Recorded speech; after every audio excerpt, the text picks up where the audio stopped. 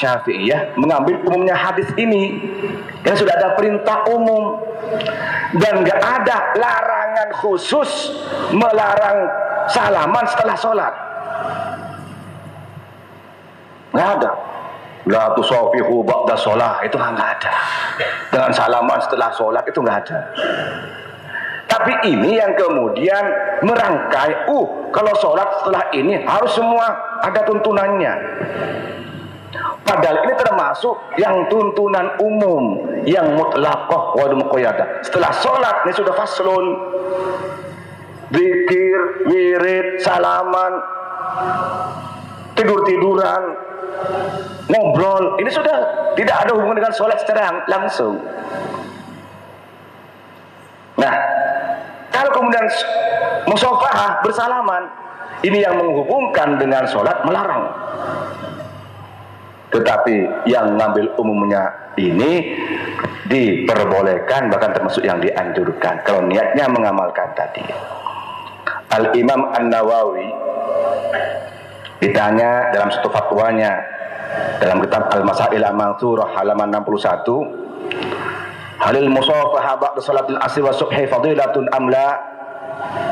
Imam Nawawi, apakah bersalaman seakan-akan itu menjadi rutin setelah sholat asar dan subuh itu sebuah keutamaan atau tidak? Ini seakan-akan rutin.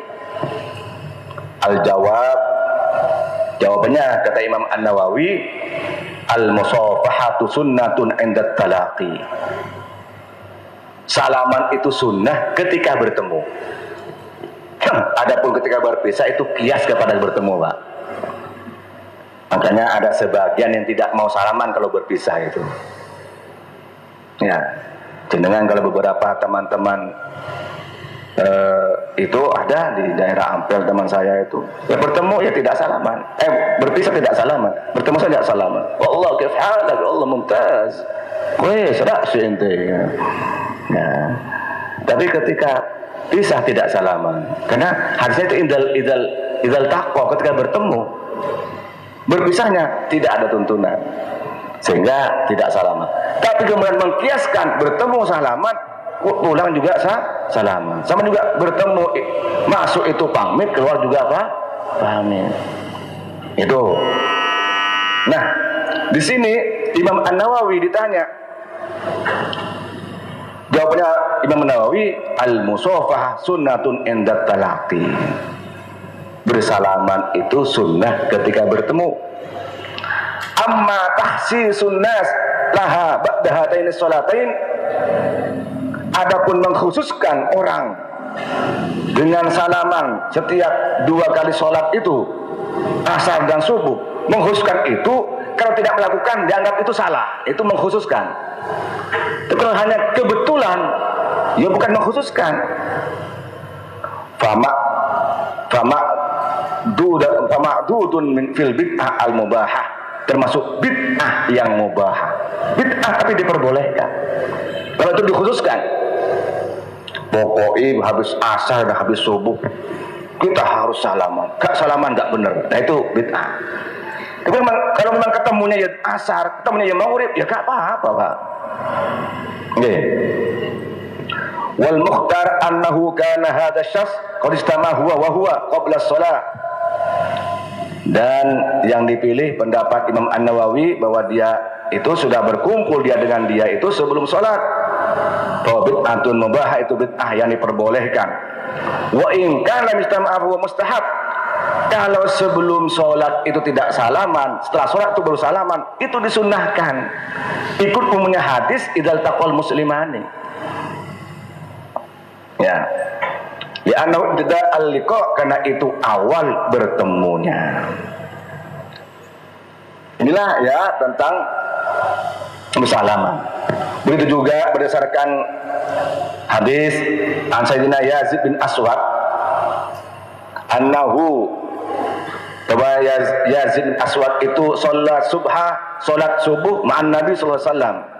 Wa qala tsumma faran nas, kemudian rebutan manusia ya'khuduna biyadihi, mengambil bersalaman dengan tangan Rasulullah. Yamsahuna biha, setelah salaman tangan Rasulullah mengusap-usapkan tangan Rasulullah itu wujuhahum, ke wajah mereka. Fa akhadtu biyadihi, kemudian kata Yazid, saya ngambil tangan Rasulullah, famasahtu biha, saya usapkan tangan Rasulullah ke wajah saya. Fa wajadtuha aqrada minas salji, maka saya temukan tangan Rasulullah itu lebih dingin daripada es, wat yaburihan minal miski, dan lebih harum baunya daripada minyak misik. Hadis riwayat Imam Ahmad dalam kitab Al-Musnad. Apakah pernah sahabat salaman Rasulullah setelah sholat? Pernah. Hadis riwayat Imam Ahmad fil Musnad. Ini disebutkan, kata Yazid bin Al-Aswad, setelah sholat sahabat itu rebutan salaman, mencium tangan Rasulullah, dicium ke wajahnya. Kata Yazid, aku juga pengen ini salaman, dicium, ditempelkan ke wajahnya. Ternyata tangan Rasulullah itu dingin, lebih dingin daripada salju, dan lebih harum daripada minyak misik. Ini tanda bahwa Rasulullah juga disalami oleh sahabat. Kadang mana dalilnya salaman? Si turun lengkap macanya. Gini bangge. Dalam riwayat lain, riwayatin Asdina Abi Juhaifah, qala tsumma shalla Rasul az-zuhr rak'atain. Rasulullah itu salat zuhur 2 rakaat, wal asar rak'atain, dan asar 2 rakaat, berarti ini jamak qasar.